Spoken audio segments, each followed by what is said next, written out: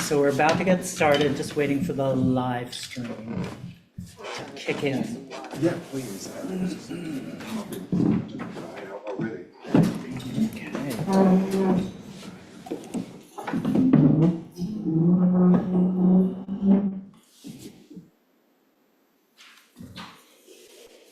Okay, let's just make sure. Good. Sorry. No worries. Okay, welcome everyone to this launch with Shawn, Stewart, Ruff for days running, and Jacqueline Woodson joining us in conversation.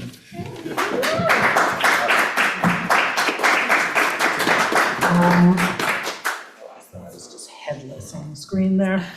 I am a fully fledged human being with a head. I will. So welcome, my name is Greg Newton. I am the co-founder, along with my partner, Donnie Jokum, of the Bureau of General Services Queer Division. Thank you.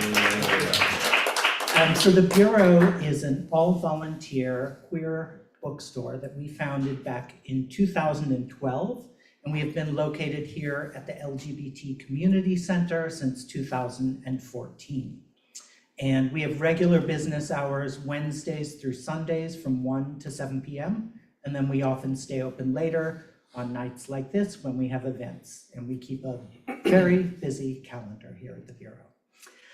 So as an all-volunteer bookstore, we do rely on sales and donations to keep this project functioning. And I'm going to pass around a bag that has some change in it if you need it. There's also a Venmo QR code, and if anyone online would like to donate, you can go to Venmo and find us at BGSQD. We especially encourage folks to make a donation if they know they won't be buying a book. You're welcome to do both, of course, but we appreciate your support, whichever way you're able to give it. Pass that around. And if you're not already on our email list, you can sign up for that at the back of the room by the register or on our website, which is bgsqd.com. And you'll get a newsletter every other Monday about our many upcoming events. And before I introduce Jacqueline and Shawn, I wanted to read a land acknowledgement.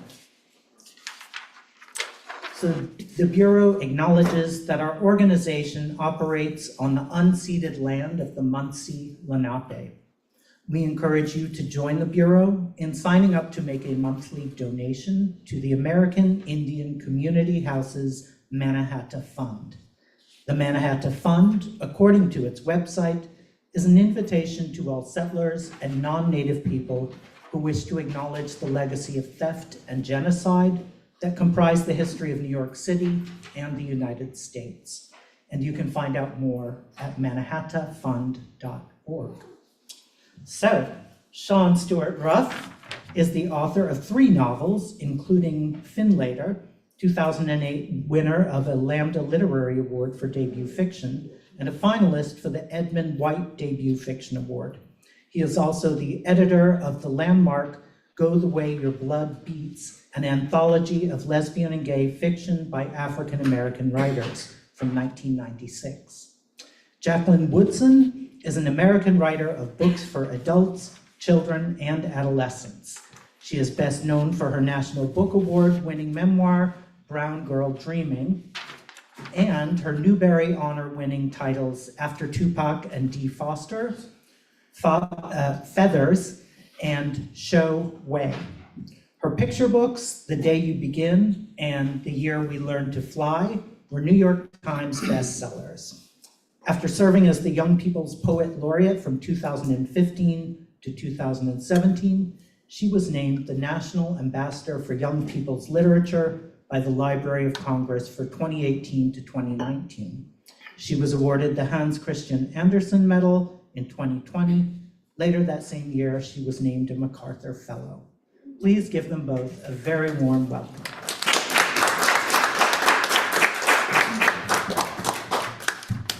Hey everyone, thanks for coming. I'm so excited to talk to Shawn. And we're gonna start with you reading. Okay. Please. Jump in. I'm among friends, so I don't feel nervous like I normally do. So thank you for that. Thanks for showing up.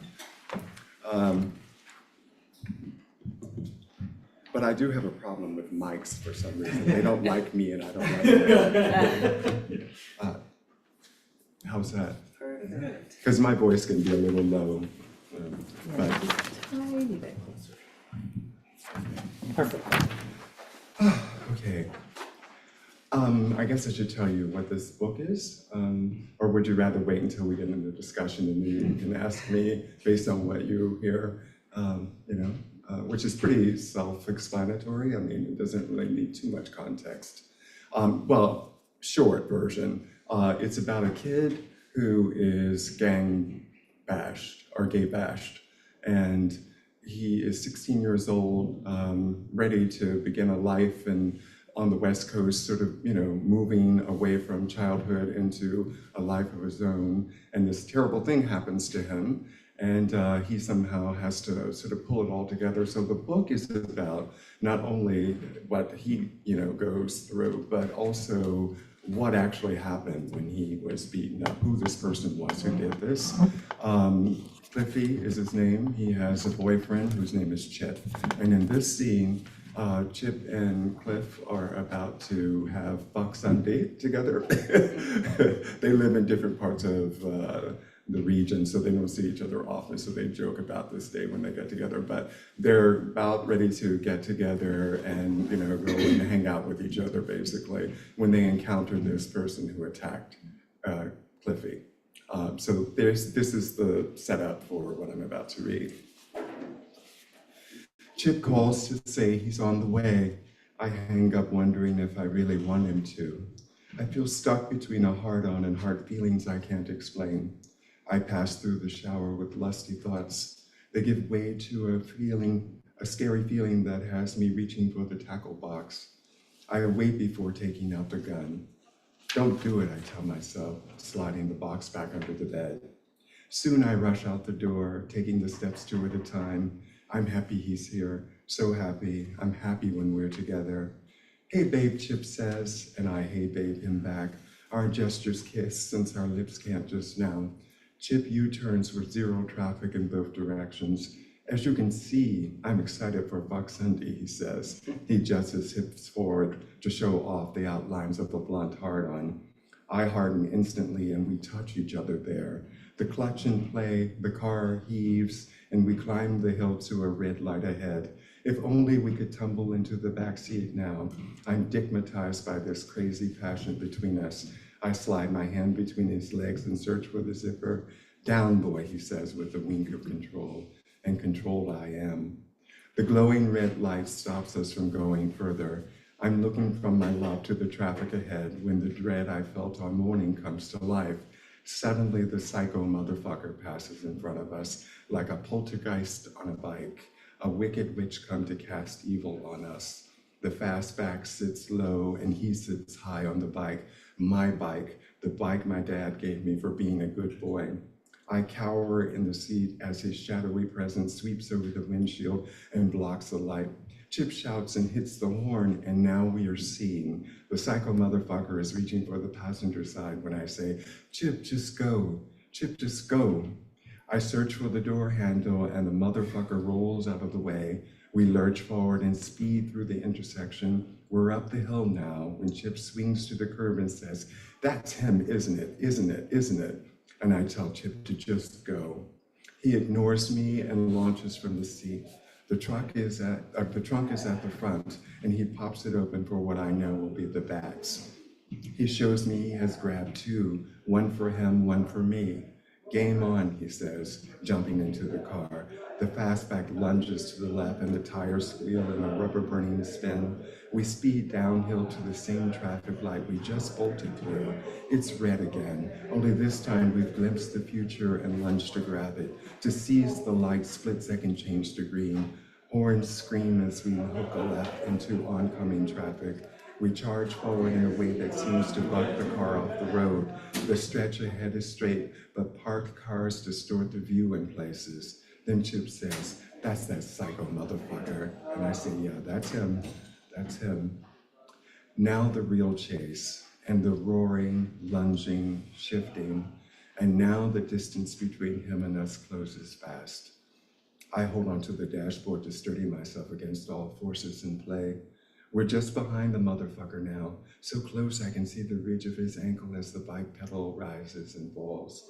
Our speed slows enough that we almost sneak up alongside him, except now he's looking dead at me, like he welcomes what's coming. With just a jerk of the wheel, how easy it would be to crush him against a parked car. But we dart left like we're going around him, and then swing back to cut him off. Chip shouts, "Aim for the body, not the head. Break his fucking knees. Hurt that motherfucker, bad." Warrior Chip catapults through the door, braced for battle. In the seconds I'm alone, I'm scared shitless. I have never heard anyone before with more than words. I don't want to get out, but I have to get out. He will never forgive me if I don't. I tell myself the psycho motherfucker deserves crushed knees and cracked elbows, even a death blow, his head bashed in by gay boys like us. I push myself outside and break free of the loser voices in my head. I want to be a winner. Chip expects me to be a winner. Now there's the whacking sound of the bat pounding flesh and the crashing sound of the bike hitting the parked car. I see the psycho motherfucker crumple to the street and then pull himself up to his feet by force of will. Gripping the bat, I follow Chip's voice into war. All I hear is a ping-ponger shouting, "Fuck you, fuck you. You want to kill me? You fucking motherfucker, fuck you." Now I fly toward the shit as the motherfucker growls like the psycho he is. His eyes glow at me. I am the spoils of this battle to the death. "Fuck him up, bust his fucking head," Chip shouts at me, his bat twirling like a samurai sword. I freeze long enough to see my bike flying in the air and nicking Chip before crashing in the street. I tighten my grip on the bat until I can't feel my hands. Now I fly toward the shit, wailing, "Fuck you." My bat hits his shoulder, whack, to stop him from punching Chip to the ground. I swing at his back, and he whirls his legs to trip me to the ground. In the seconds it takes to roll up to my feet, he wields the bike like a battering ram, and now Chip swings but never gets past striking the metal and tires, and somehow ends up slammed flat on his back. Now I surge forward to save my love, this time with both hands gripping the bat. The motherfucker lifts the bike into the air for the kill, and I swing and meet his knees with a thwack. The bike free falls before crashing down on Chip. The motherfucker reels sideways and hits the ground, raging that he will kill us. I bring the bat down on his body again and again until it cracks and splits in two. For seconds, nothing moves, as if time has stopped everything but the noise around us. The car horns and the yows of a growing crowd on the sidewalk. These are the psycho motherfucker's people. They urge him to get up. I lift the bike from Chip's body. He is dazed and bleeding, but insists he's okay.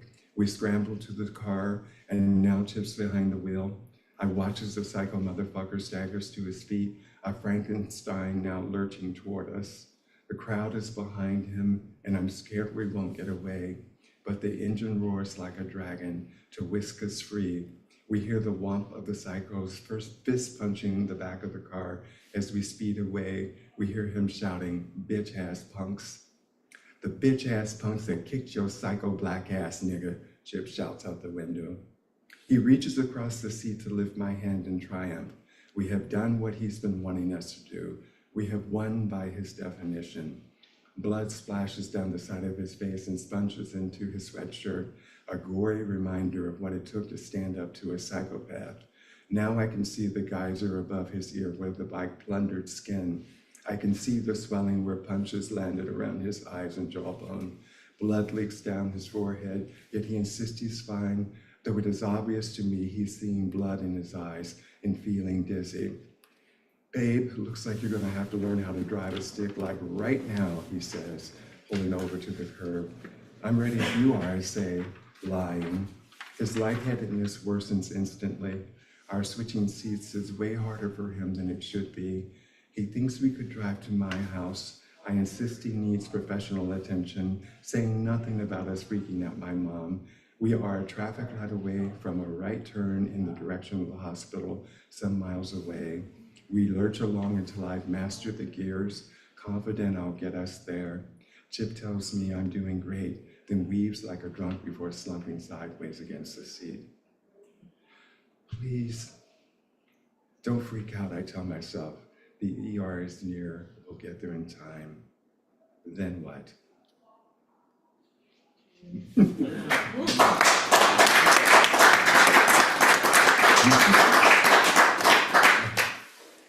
Thank you, Shawn. Oof. It's one of the many passages in the book that you just want to sit with for a while before even having a conversation. But, I am actually starting down the list because you chose that passage.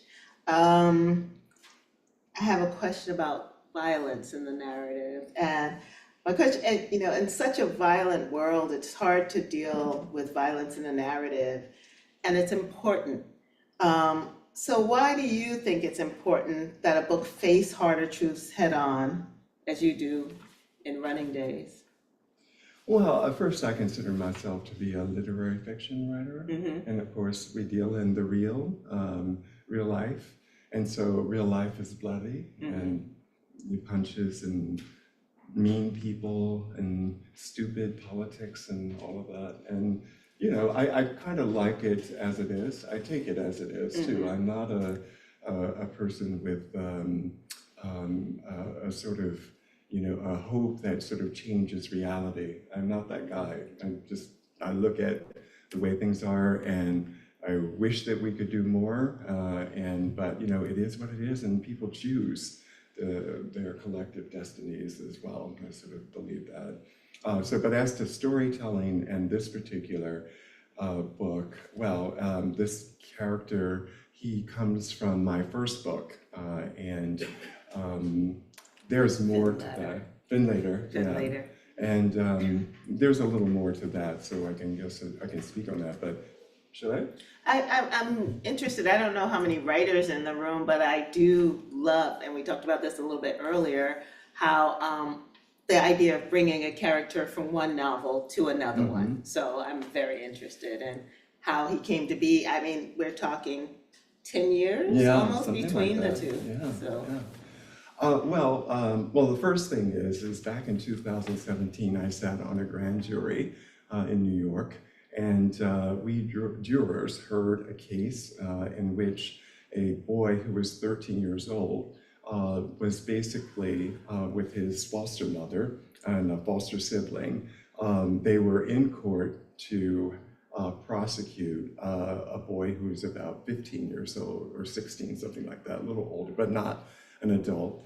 And he was living in this foster care home as well. And he and the 13-year-old shared a room together, and that's apparently where a assault and a sexual assault happened. And I was really struck by that. I definitely am a person who collects stories and sort of put them in my pocket, but I don't not usually take notes because I just kind of like the impression that it's there, and it will come back to me if there's a reason for it too. So I just was really astonished. And one of the things that really struck me about this kid was, at first I immediately thought, he must be a gay kid, and maybe, they were discovering each other or something like that. But the look in his eyes just kind of let you know that wasn't the deal at all. And he was just in this kind of studied fury, You could see he was just not a crazy angry kid, but just a very composed angry kid. And you imagine that he would do something later in life that would change the world in some small way, as his way of fighting the good fight against injustice. But in the particular case of this person, he bravely told the story of how that happened, and he told it in front of a jury. He told it in front of lawyers, cops. I mean, it was really something. Didn't flinch. I mean, he just moved through this narrative, telling exactly what happened. And like I said, a controlled fury. He was 13 or 14 years old. So I was blown away by that. And I just kind of put it in my pocket, as I say. So back to the character from the first book. I'd been thinking about writing a second book with him. And I wrote this huge mess of a book. And as I often do, I will write a book and then put it away for a couple of years and then go back to it. And so during COVID, I read what I wrote then, and there was only one moment in that book that I thought was really, really good, and that became Days Running.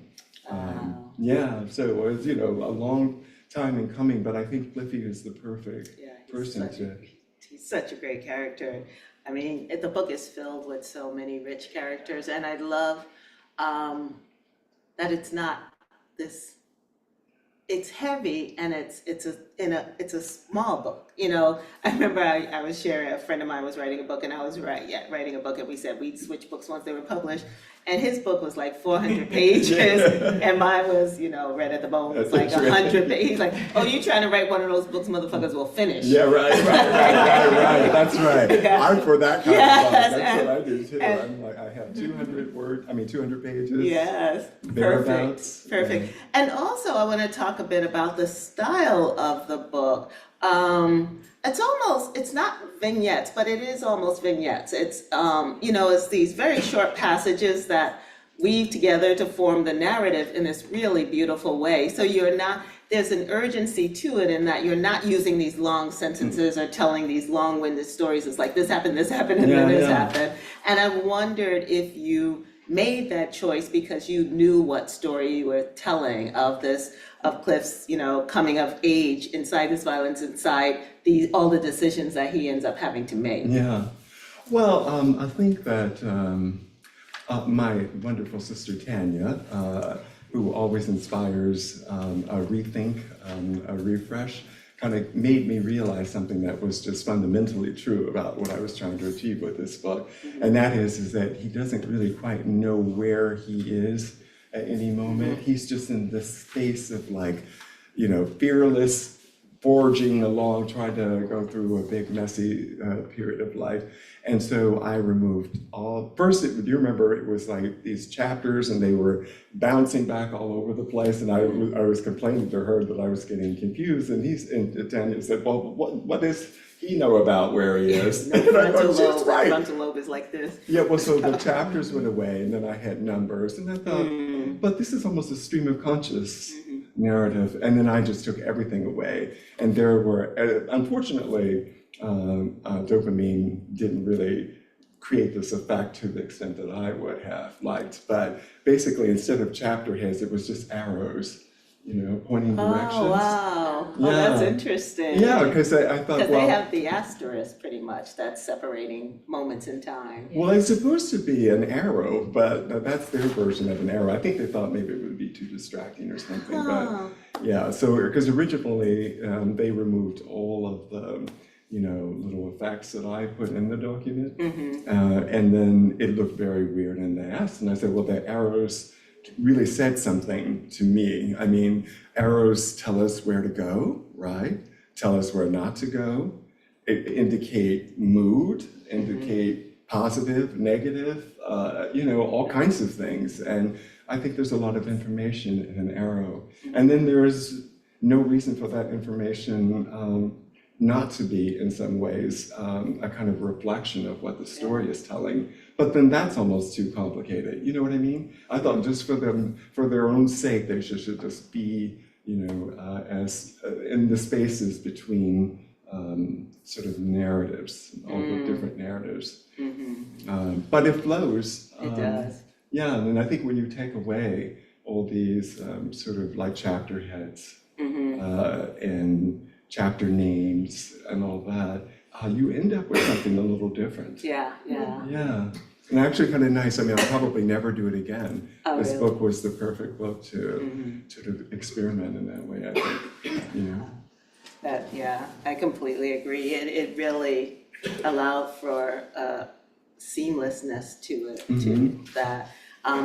It's such a juxtaposition to all the fraughtness of what's going on. So it really had a beautiful balance to it. Well, you know, with the Cliffy piece of this, in that one, you know, part of the sort of, you know, book that I wrote about him that I didn't think was particularly good, it was, he got himself involved with a grown-up person, and it was, you know, the age of consent in Ohio is 17. So at the time, he was 15 when this would have happened. So even if, let's say, something could have, you know, if he could have been provoked to do more with, you know, sort of, I don't know, threatening this person or whatever, but he was with an adult and he ended up, you know, getting much more than what he bargained for. Got a little roughed up in a situation and was really terrified and didn't want anybody to know. And it was that part of his behavior. And then I juxtaposed, in my mind, it juxtaposed with that kid. You know, because I've forgotten the story. I do that. I write a whole manuscript and put it away and don't remember it at all because there's so much other stuff to write about. And usually I have something that's, you know, I'm going to be finishing at some point. So I just kind of bounce around on narratives. Yeah, me too. I'm usually working on more than one book at a time. Yeah. Yes, I get bored. Yeah. I was thinking It's boring. It really Like, is. I'm tired of that, I'm going to the next one, I'll come back to that one I'm interested in again. But I was thinking about that 17-year-old, my son just turned 17, and he's like, you know what this means? It means I could get cougars now. I'm like, I just fell on the floor laughing. I'm like, you can't even get other 17-year-olds. What are you talking about? You're gonna get cougars? Wishful thinking. Oh, zero game, bless his heart. So in 2008, you won a Lammy for your debut novel, Yeah. Finlater. My first part of the question is, do you remember how that felt? Yeah, I do, you know, because I was strict. Michael Thomas Ford called me up and I barely even knew who Michael Thomas Ford was. But anyway, he called me up and was trying to talk me into going to that event.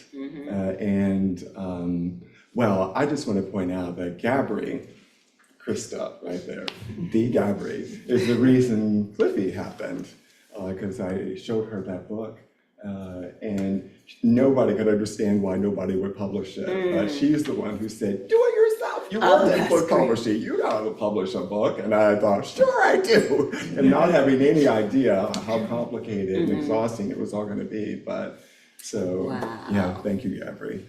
A lot of people got it as a present. Yeah. There was stuff like buying, like everybody, here. Yeah, right. Yeah. That's so funny. What are we talking about? I was asking about the Larry getting the call from Michael that. Thomas Ford. Yeah, so he I thought I was going to meet an agent. That was because I hate agents, and you know he has been with his agent for a while, and he likes his agent. And I thought, well, but Michael is such a great guy. His agent must not be an asshole. So that's how I got there. And I had been at some other award ceremony. I think Stephen and I went there together. You know, that was that Edmund White, and I could see the Edmund White crowd over the corner looking at me contemptuously, like, you will never get an award from us. So that's kind of what my attitude was about the awards. And when they called my name, I mean, I was just really shocked. I just sat there for a minute and I thought, who are they talking to? Yeah, so then I went up and I was literally speechless. I didn't say thank you or anything. The person who made the, you know, who called out the name said, you know, it came with prize money. So when I got up on stage, I said, did you say prize money? And he said, yeah, $1,000. And I thought, cool, thanks. You know, I just walked off the stage. Everybody who had anything to do with that book, you know, I don't know if I've been forgiven, but I know some of them hold a grudge against me because I didn't even acknowledge them. Yeah. So you're not here, fortunately, people. Wow. Yeah. I didn't know that about agents, you and agents. You published Well, you two. know, I was with Charlotte Sheen. That's where we and I first met. Yeah, I know. And she You handed just- me off to someone. At Sterling Lord? No, Faith? Oh, yeah, okay. I'll hold up the camera. Yeah, We'll we talk did- later. Yeah, yeah. Oh, I hated her big time. She was the beginning of the end for me. Oh, okay, all right.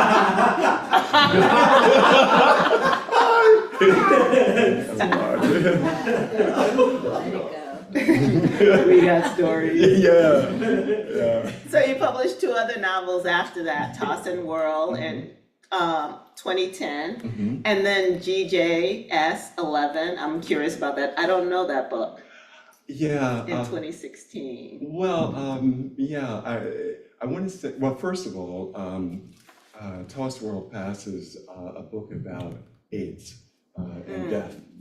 So of course it just flew under the radar. It got some good press, but press from people who reviewed and later liked it. But I didn't promote it because I also had something very tragic happen in my life around that time too. So it was a bit, kind of depressed. But in the meanwhile, I had been writing GJS too, and it's kind of like a wild ride kind of a novel, funny and obscene and insane and terribly violent, but my kind of book. I do like violence, I do. I mean, not for its own sake. I'm usually very intentional when I go about having people go at each other and whatever. I mean, the stakes are really high for Cliffy. That's why it's worth it to see him rise above fear and defend himself. I mean, the last words, well, I shouldn't say because I don't give a lot away, but yeah. That's all the reading, so. Yeah, we're not gonna have many Yeah, spoiler alerts. right, How many right. people have read it and finished it? Okay. So I'm just asking that in terms of how deep we go into it. So I don't wanna have spoiler alerts. Okay, I know yeah. you're not gonna give away that ending. No. But we're gonna talk about leading up to it and some Yes, going sure. into it, as a writer. Okay. So, now nearly 10 years later, we have Days Running, which is so beautiful. And I want to know, how do you think the publishing landscape has changed in that time? Oh, wow. Yeah. Well, I've never felt like I was part of the publishing landscape. It's so interesting because I worked in book publishing, and not only that, but the other connection we have to each other is that anthology that I edited. Yes. So I was always kind of working behind the scenes, but I never really had, I don't know, Who published the anthology? Henry Holt. Oh, it was Holt, The okay. literary publishing house had that book, but the thing is that my work would always reach well, there would be people, and how the editorial staff would just sort of team up and make a group decision. Well, so that's kind of the age of or where the publishing business was when I was sort of coming up as a young writer, and the books would always be rejected at the end. Very depressing, and I realized that the books probably weren't good, but But that doesn't stop them from publishing that's stuff. bad. It's like, it isn't as bad as that one that you just published. I mean, that's what I would be thinking, Exactly. I'm not that bad, I might be bad, but I'm not that bad. Oh, man. So I just really became furious, and I just, dove within, and, but I discovered something kind of beautiful about that, and that is that I don't write for anybody but my own pleasure, And for a long time, I used to feel like I had no place in the business, and that I was kind of homeless in a way. But I got over that very quickly because I really do enjoy writing and I enjoy process. So it's a wonderful thing to arrive at the point of having a draft or even a first paragraph that works. Yeah. You just kind of, it's a small little miracle that you made, right? It is so true. Yeah, and I live for those moments, and there's nothing more thrilling than realizing that it does what you thought it would do, what you hoped it would do. Or it And doesn't, and that's fabulous, right? Like, Yeah, it's like, too. oh, sure, I didn't know you were gonna do that. Yeah, But yeah. I'll take it, it Oh, works for me. yeah. I mean, the story has a life of its own, It for sure. does. But I just mean my sort of objective reality in writing a book. I mean, I'm not rigid when I go into my expectations. I just know that I want to write a story about this. Mhm. That boy on the witness stand, he was in the back of my mind. Oh. So it all kind of came about because of him. Mhm. But then I've written a couple of historical novels as well. I mean, things that I just wrote, after spending years researching, and just kind of pushed them away because I knew nobody would ever publish them. So, I hopefully will have a few opportunities to get some of the other work that I've done. Because I publish short stories Yeah. now and then, and I write a lot of them, but they're not in print always. Something was taken up by the I can't even remember now, but I had a story published a couple of years ago. But I just don't make the effort anymore. That's so interesting. That sounds like for you, the writing's the thing. Yeah. Almost the end game. So this would be considered a historical novel because it takes place in the 70s. Yeah, that's right. Which is wild. I'll get back to that, but I'm curious, what are some of your, what historical landscapes have you written about that you put in the drawer? Well, let's see. The first one, I guess, would be a Civil War novel. Wow. But happening just in the space, so 1864 to end of 1865, so the Emancipation Proclamation, the second time out.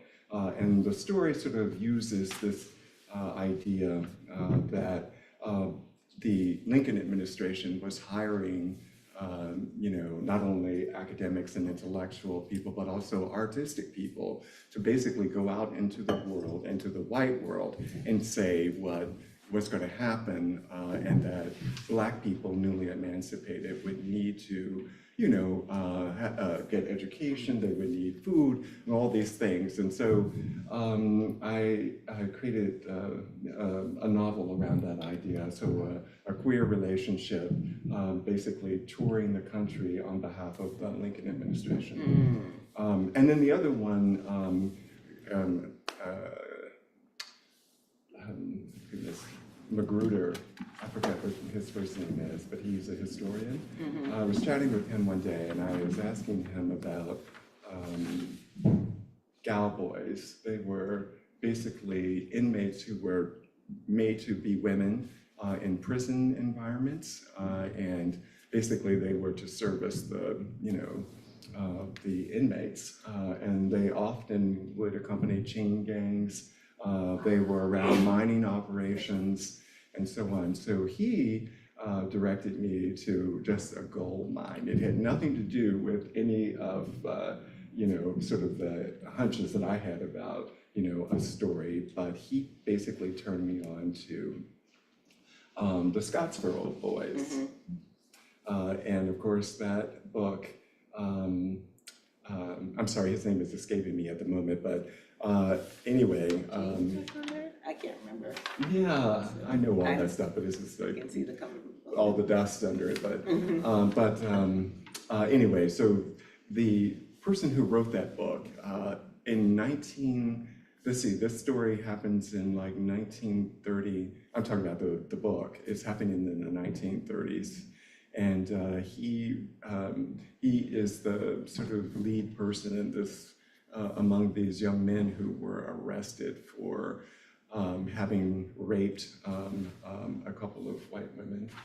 No, that's not my story. Oh, That's no. their story. Wait, the Scottsboro Boys? Yeah. But they didn't do it. No, So- they didn't, but they were Okay, so that's why I was saying quotation marks. Yeah, right, that's right. They didn't do it, and they were in prison. The longest, one of them was in prison for something like 17 years, and he eventually, Haywood Patterson wrote this very, very candid memoir in which he basically talks about, prison life. I mean, it's very, very vivid. And he also talks about that he was, part of this world. So he was engaged in it fully. And I thought, oh my God, what was his lover like? Wow. Yeah, so that inspired a whole nother, flight of fantasy, but a fluid one, because the moment I read that book, the book was just crystal clear in my head, and I sat down and over a period of a couple of months had a full... Fascinating. Yeah, because it was just so clear, but it was, the roadmap was provided by, very, very amazing. So I still think it's a great book. Mhm. Yes. Well, but you never sent it out. No, but I met an editor recently, actually, I think here. Yeah, and so I was thinking I would ask him Oh, what I he hope thought you about do. this book. Yeah. Anyway. Um, so, so I want to go back to Cliffy, who's beautifully drawn character, at once terrified, clear-eyed, and brave. He's dealing with a lot. How do you see him being in conversation with young queer folks today? Ooh. Yeah, that's really interesting, because it was such a closeted time that he was in. And, in the first novel, I think he's kind of fearless. He realizes that people aren't all the same. What I was really interested in that storytelling was how ignorant the world was. So I have people speak to each other the way they spoke to each other as I remember when I was a child, and also the places that we couldn't go to and what would happen to us if we went to those places, the riots, the being chased home from school by men in a truck shooting Wow. pellet guns at us. Yeah, I remember all that, and that's the story that I brought to life in that book. But the thing is that I think the relationship, because he has a boyfriend experience in that novel, the relationship sort of is so normal to him that it requires no kind of explanation. He just feels completely, in love with this other person. And the other person is just, kind of in and out of whatever he is in or out of at the moment. But for Cliffy, it's a very real experience. And that is the way he is in the world. And he probably would have been the person who would have been out talking about being queer or standing up for queer rights, except that at the new school, he is basically harassed and beaten up, and all kinds of things happen to him that make him very aware that, it is very dangerous to be who you are in some parts, Yeah, it's funny, I was watching, this was during COVID or right after, Bohemian Rhapsody with the kids, and so they were younger. And they couldn't understand why Freddie Mercury was not out. They're like, but why isn't he telling anyone? It's like, well, it's like, that's ridiculous. Yeah. But that's why I was curious about, talking to young people today who are so fluid, non-binary, trans, out, and them seeing these lives and that conversation, because he does he has a lot of what they have in the way he's in the world, but he's in such a different world. Well, I think, with Chip, it's a different thing altogether. I mean, I think the Chip boyfriend experience, the two of them are bound to each other in all kinds of ways. But I think the thing that really kind of turns them on about each other is that they're both Black and they don't know any Black people like themselves. And so they just, kind of cling to each other. And it makes for a great chemistry, and it also opens the door to have all kinds of experiences for both of them, really, including, a gangbang kind of situation, which is not anything that anybody would aspire to. But I think, Cliffy is a better person for these experiences. I'm writing right now a small novel that's just about their relationship, not about violence or anything. And I started writing a book about them being 50, 60 years old, something like that, and circling back into each other's lives, not intentionally, but just kind of accidentally. So that's kind of how impressed I am with them. They just really resonate for some reason. A lot of people asked me to bring that kid that Cliffy was involved with in that first novel back. He's a Jewish kid, first of all, but he was a one-off for me. That was not a deep experience, but I really understand, maybe because he is Black and I am too, and I understand, in some just very atavistic way, you know, what the little surprises and, you know, discoveries and you find in other people who are like you, or have something that, you know, that just binds you in ways that you don't necessarily get with other people. It could even just be an intellectual thing, you know what I mean? Not necessarily about, you know, well, really anything that that person sort of brings to you that makes your relationship have a pulse that's even beyond the actual sort of, you know, temperature of it, I guess. And I know we're gonna save time for audience questions, so I'm just gonna ask 2 more. Okay. Let's talk a bit about your writing process. What does a day look like for you? Do you have other jobs, family, pets? Do you write at home in a studio? Like, how do you do this magic? Yeah. Well, I have always had to hustle to make a living. In fact, those 2 women there I know them from the 1990s, or like, yeah? I am, not you, me. 1999.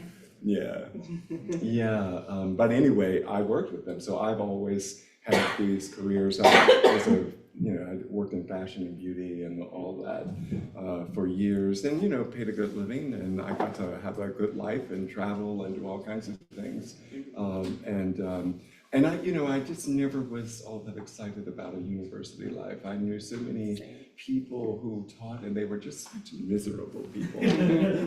Yeah, just really miserable. All they did was bitch and whine about how much you know, they hate their faculty, they hate this, they hate that, and I thought, pardon me, the beauty bitches, I can deal with that. Yeah, because that world is terrible too, but it's a different kind of terrible. At least it's stylish. That's so funny. Yeah, but it's, you know, I've done other things as well, but I think the beauty writing thing was, it was a means to an end, you know, and getting good at it meant having a lot of opportunities to work at some big brands, and I mean, we worked at Bergdorf Goodman together. I was affiliated with Chanel for about maybe 7 or 8 years, on and off. Estee Lauder, that's the last company that I worked for. So I think, you know, just working in those businesses actually really changed my writing a lot. I mean, ultimately, the reason why I sort of despised it is because it made me constantly pivot away from the writing voice that's in my head. And it's really hard to just keep switching up like that, you know? And you're always trying to find the brand voice. It's not that you're creating a brand voice, it's that you are trying to conform to an existing template for how things sound, and it's not easy to do that, especially when what you're communicating is something complicated. You know, so I don't miss that work at all. And never gonna write about it? I have actually, and GJS too. Oh, okay. Yeah, but not as a copywriter, but she works as a model. That's how the relationship in that story gets going. She's this big runway model star kind of person. Not a Naomi Campbell, but you know, somebody like that. So my last question is, who are some of the writers who inspire you and why? And whose work, I have an idea, so I don't want you to be modest, is Days running in conversation with? Oh, wow. That's so interesting. That's a good question. Thank you. I read it out myself. Did you? Okay. No, it's a good question because I did have a model. I mean, not in the, I didn't plagiarize. Let me be clear, I don't mean that. But I thought, you know, just in the back of my mind, you know, this book, written by, you guys in the back will know, the book is called Hunger, and it was written by this Scandinavian novelist in about 1896 or so. And it is just, the whole novel is about this man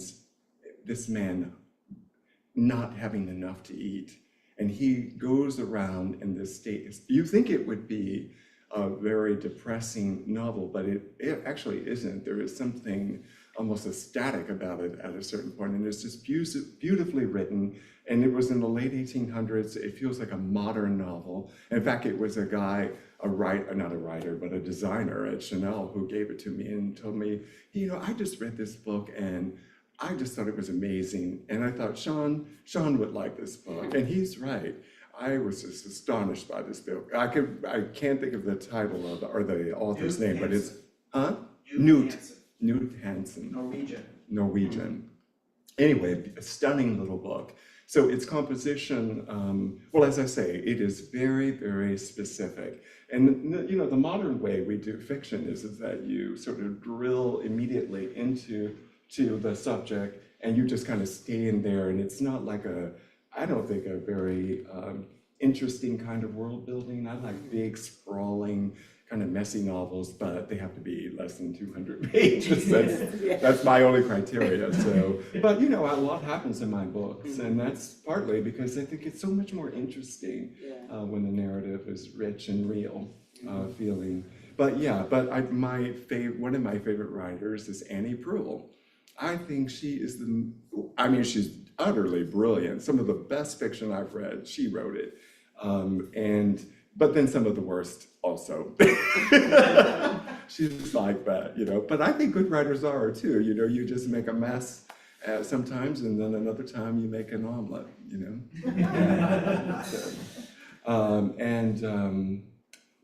there were other writers.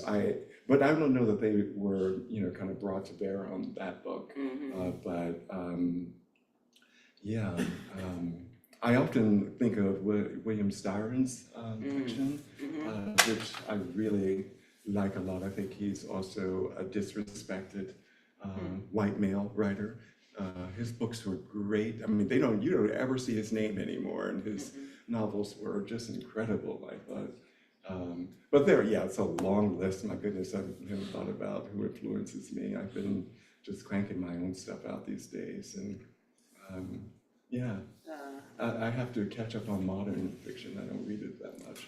Yeah, I don't think I've read Styron since, I might have had to read him in college, but that's interesting. I might have to go, I'm working on a book and I had to go back and read a lot of Seamus Heaney, so I'm hitting the poets for a bit. Thank you. Yeah, thanks, you. John. Yeah, we may do. Thanks for coming, really. Does anyone have any questions that I didn't ask, or, right? Nothing they can ask you is wrong, right? That's right. That's the way, Yeah, please.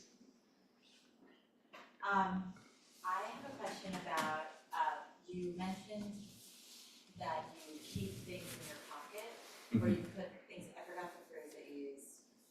But anyway, I was curious about that process, if you could talk a little bit more about it, like how things come back to you and how you decide where to put them, if they belong in a short story or a novel, or they just come back and you just throw them in because you feel close to them.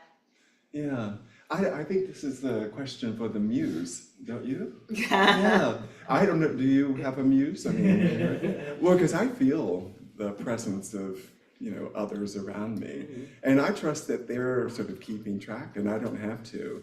And sure enough, when the occasion is right, there comes the inspiration, the thing that makes it work. And it's going to work because that thing that you saw and it really did have an effect on you, it comes back to you. So I just don't think about writing, I just do it. I've never had writer's block or anything like that. In the beginning, I didn't know what the hell I was doing, and I would waste a lot of time, and probably I still waste a lot of time, but it's not because I don't know what I'm doing. It's just the process, I mean, really. I'm kind of on a school cycle, so when the school year starts up, my brain just kind of goes really active, and I generally work through the year, and then my summer is about a wind down. I mean, I think if in fiction, write other stuff, you know. I'm really interested in working in musical theater, and written a couple of screenplays, awful, I'm told. But the effort is what counts, because I'll get good at it. I mean, everything you start off with, you usually are bad at it at the beginning. But I actually feel comfortable now with that kind of storytelling. I don't really understand the mold that you're working with. You know, it's really difficult, I think, to think about it in these technical ways, because writing is just a very fluid experience for me. So yeah, and you know, the moment I stopped having expectations about work, that was when I discovered, you know, good things happen. With Finlater, I mean, I wrote a draft of that book. I happened to be in Hawaii, and you know, I really liked it, and I thought, you know, what is wrong with this book? It doesn't feel like the book that I imagined it to be. And then I watched Larry Clark's Kids. Did you ever see that film? The one about the principal? About these basically high schoolers, and it's just a fuck fest. It's wild and crazy with these kids. They're on drugs, and they're at NYU, not NYU, but they live in New York, and they hang out in The kids. Yeah. That freaked me out. Yeah, it freaked me out too, but I was like, that's the story. Wow. Yeah, Harmony Korine, he's the screenplay writer for that film, and I just loved it. And I basically scrapped my book and rewrote it the way that it's written, you know, because that was the kind of storytelling that I was really interested in. I kind of, as they are, you know, not this, you know, dressed up, you know, kind of unreal version of what childhood. Most of children are, you know, well, I mean, children are many things, but they clearly sort of exist in the world in their way. And if there's any way to understand that way, then it's, you know, I think it makes for a very interesting kind of storytelling. So anyway, but this is about my book, not about anybody else's writing. And I related to that story just because of the way it was presented, not because it was, you know, I don't know, you know, terrible because it, you know, it showed kids in all kinds of ways that they shouldn't be shown or anything like that. I didn't even, you know, project any values onto it. It was the thing, you know, for its own sake. And I just appreciated that about it. But anyway, it gave me a sense of how to write about childhood too, because my childhood was raw like that and crazy. I mean, we were, you know, we looked at pornography we trooped to school and we had, you know, X-rated material that some kid confiscated from their parents. And, you know, it was just really crazy. It was a wild childhood, and we were in the projects, and, you know, we had to march to school through a field and through woods and all of that, and it was just crazy, you know. It was a crazy childhood, and there were kids who were 17 years old whose parents were nowhere to be found, and they were left alone, and because their parents were on drugs or whatever. That's real for many people, you know. So I do like that. You talk about the cinema as inspiration for literature. I think a lot of writers don't talk about that, how, you know, you could go see something in movies and like, yeah, this is the language I'm looking for, right? And it's not even the visual language so much. It's like there's something in the rhythm of that storytelling on the screen that speaks to what you're trying to put on the page. yes, yeah. Well, you know, it makes me that much curiouser about screenplay writing. I mean, that's the attraction, you know, because I realized that if I can have that kind of experience from something that already exists, then I can probably create the experience from something I've already done or something that I think, you know, kind of manifesting. Because I think that's what film does. It sort of manifests. It takes all these technical things and puts them together, and suddenly, voila, you know, you've got this great story told, hopefully well, and acted well, and all that. But anyway, Angela, you had a question? Oh, is your life in any of your writing? Well, the first book, I wanted to write about where I grew up. I just think that place was really kind of spectacularly horrible in ways, but it was what we knew growing up. And so it was kind of beautiful, and I don't want to say I romanticize it because it's nothing like that. But anyway, so I basically took a lot of who I was as a child and basically embossed it on this story about this neighborhood. And most people, I think, when they walk away from that book, have an impression about the boyfriends. But I think, maybe others kind of sensed what it really was about for me, and it was about place.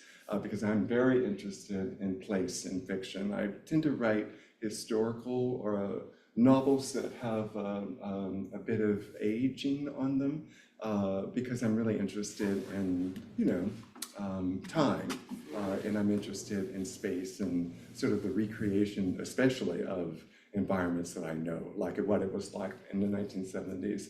I don't really even have to do a whole lot of research. I mean, it just feels I hear the rhythms and all of that when I'm writing about, characters and stuff. So I would say all of the characters are me in some kind of way, some part of me, but I don't overtly write about myself.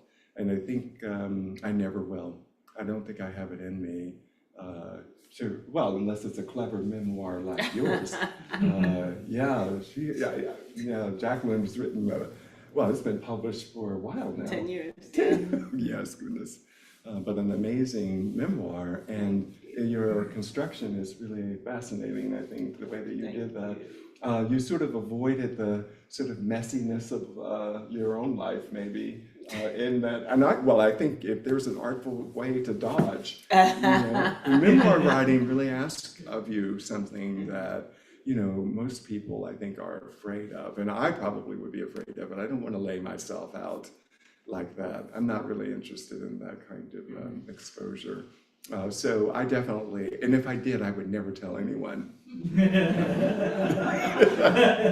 So don't ask me how old I am, and don't ask me. No, I'm kidding. Hi, I have a question for both of you. Mhm. Since it's the last day of Black History Month, as Black writers, have you felt in your process that you were limited in what you could express on paper? Or have you felt pressured maybe by agents or publishers to focus your thoughts toward a specific audience? And how does that differ if there are things that you write specifically for a Black audience versus a white audience? How do you process that? Good question. I've never felt pressure from anyone to tell a story any kind of way. I would, I always say I write, in my writing for young people, I write to, Black children, I write for all children. So I know who I'm in dialogue with, who I think I'm in dialogue with in the writing of my stories. When I'm writing for young people, I'm seeing, like Shawn said, Jacqueline Woodson as a child and writing to that person. But I don't feel, I've written a book about a white girl on meth, right? I've written about white Jewish kids. Like, I don't feel like we have a single story to tell because we, as Black people, experience so much. We bear witness to so much as a part of the global majority, right? Television screens are all white, plays all, like, we get a lot of whiteness, so we can tell that story too.